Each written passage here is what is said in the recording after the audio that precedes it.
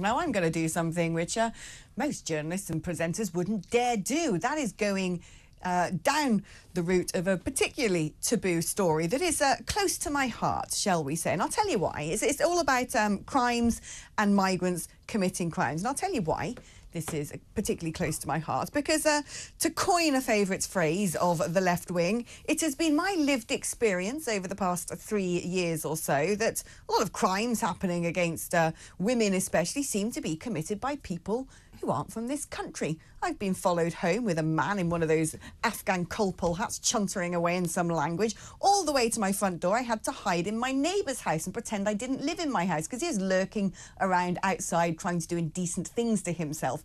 That's right.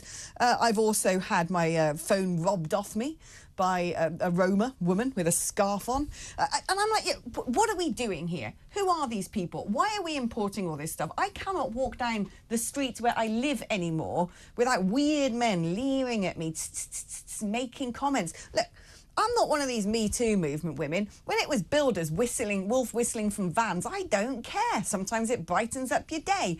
Because what they don't do is they don't get into your personal space. They don't trail you. They don't physically approach you. They don't follow you to your front door. It's a very different sort of more harmless thing, a wolf whistle, than some of the stuff I'm being subjected to now. And some of the stuff my best mate who lives around the corner, again, her lived experience. Also, guess what? A woman with long blonde hair. She has 4 teenage daughters.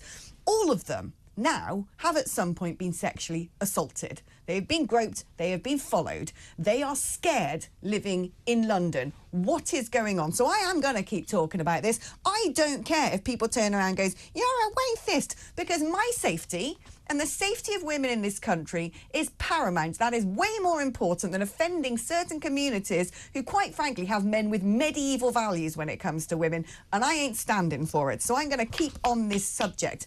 Now, one thing I think we need to do in this country is publish statistics on crime by nationality. We don't do it. Apparently we don't keep them. We're too lily-livered. Oh, we keep statistics on the victims of crime by nationality, so we can turn around and go, oh, look, it's all poor people who are not from here being targeted.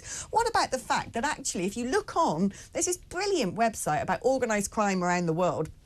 The contributors to that are people like the CIA, Interpol, Europol, and they've got all the stats of who's committing crime where in what countries. It's an amazing deep dive. You can sort of go onto this map and zoom in on a particular nation that explains all the sort of trends and patterns. About 90% of our organised crime was being committed by Albanians.